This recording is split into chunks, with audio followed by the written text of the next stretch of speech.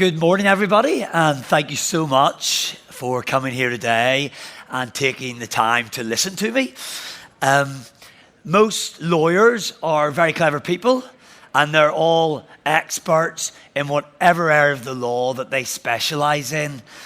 So today I'm going to talk a little bit about how lawyers can take this knowledge and expertise they have and demonstrate that knowledge online to help to position themselves as recognized thought leaders, and doing that with the aim to win new clients or retain existing clients.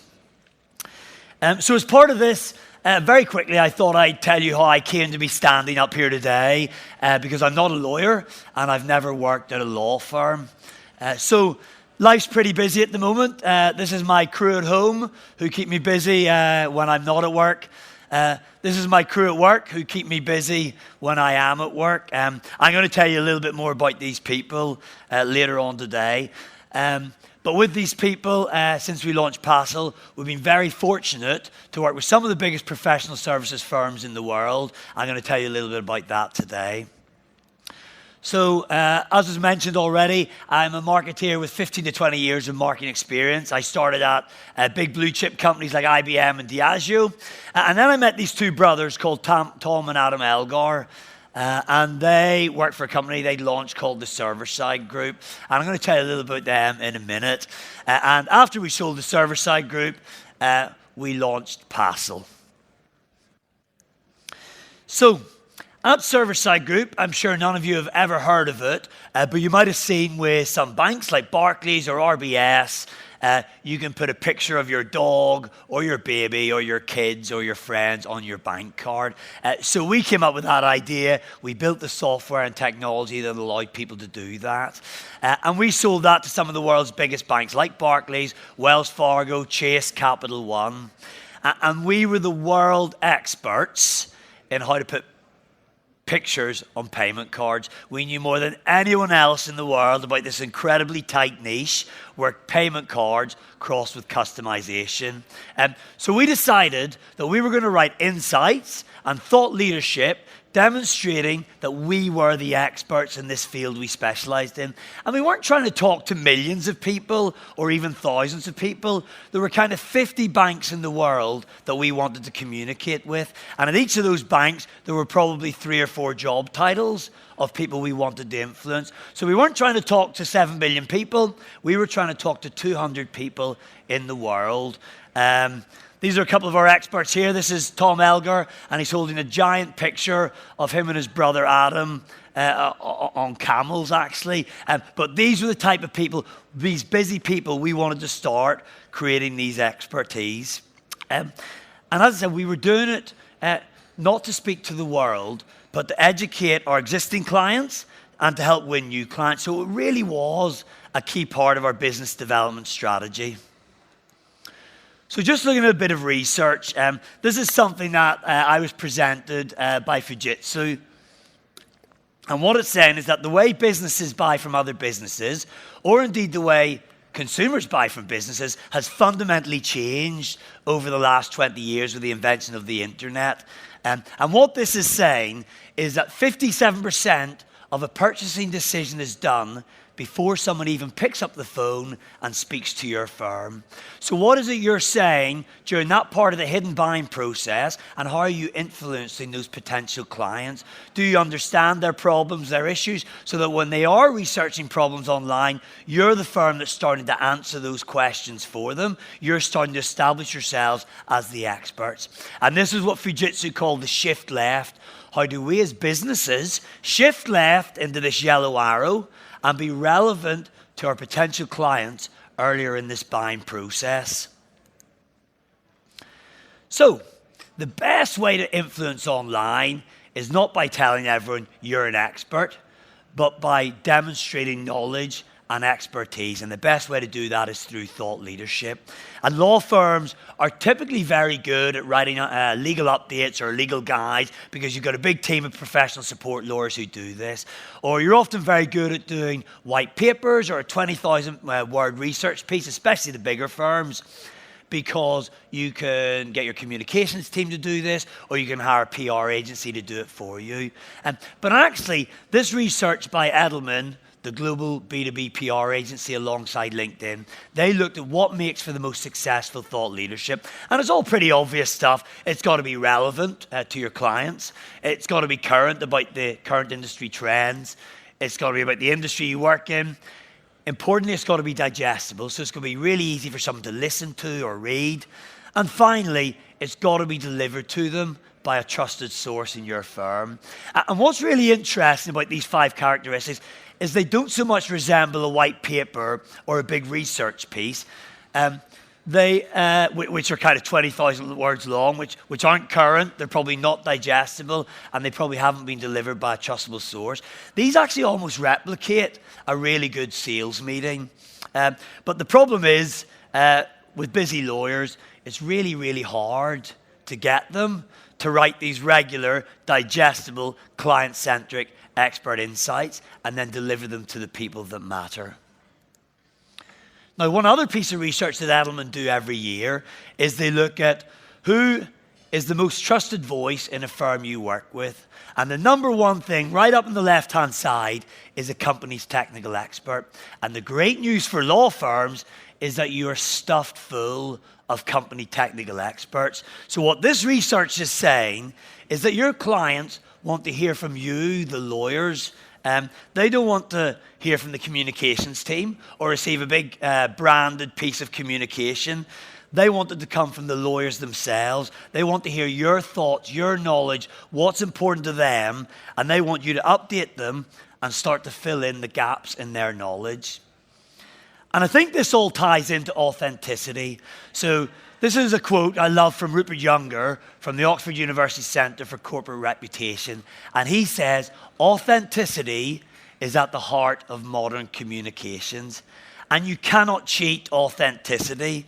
To be really authentic, you have to get the lawyers in your firm creating these expert insights. As I said, you can't cheat it. You can't get the communications team to do it for you. You can't get a PR agency to do it for you because they haven't spent 5 or 10 years at law school and 15 to 20 years specializing in South Sea China shipping law or whatever it is you specialize in.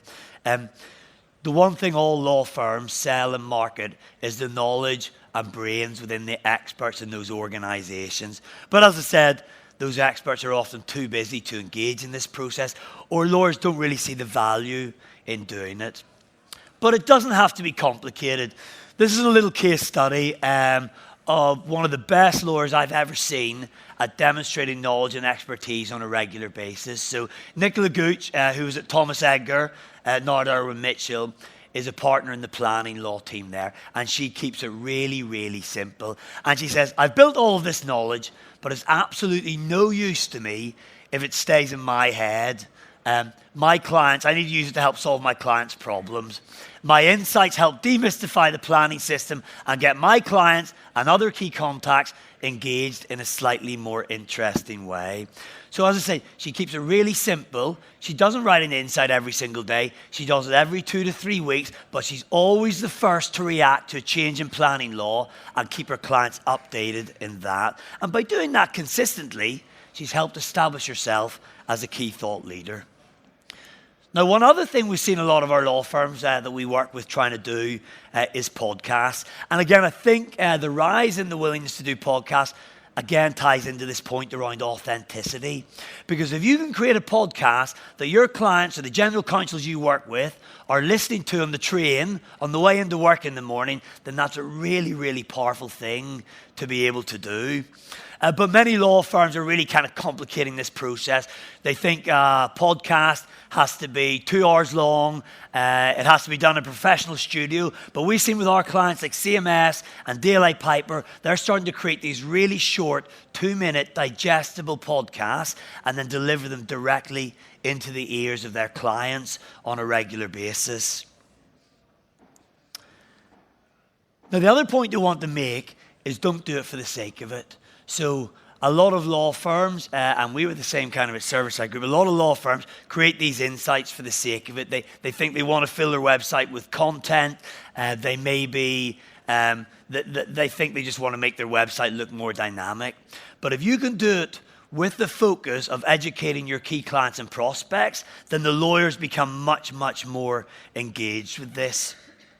I had lunch with an IP and licensing partner at a big London law firm a few months ago, and they were telling me the night before they'd been out for dinner with the general counsel of one of the world's biggest entertainment companies. And that general counsel was saying one of the other law firms they worked with sent them a weekly digest of everything they needed to know about what was coming up within IP and licensing law within the entertainment business. And this is what made that partner realize that they needed to start to do it. Because the point was, they weren't keeping their client up to date with what they needed to know. So who was keeping them up to date? It was one of their competitors. So it's either you can keep your clients up to date with what you want them to know and what they need to know, because if you don't, one of your competitors is going to do that. And lawyers are typically really good at doing this face-to-face. But what about all those times that you're not face-to-face? And this is when you have to start influencing with your online insights. Now, we've been doing a lot of work with Deloitte recently, and they're absolutely brilliant at this now. So they don't create their insights for the world. They create their insights for their key clients. And Angus Heslop, head of FS Marketing there, he put this quote in. He said,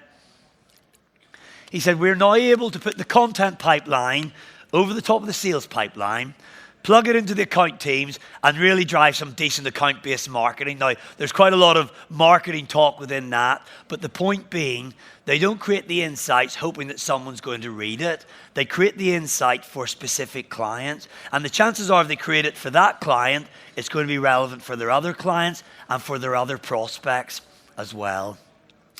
And if you can get lawyers doing this effectively and creating these insights for their clients, then it opens up the social networks as well.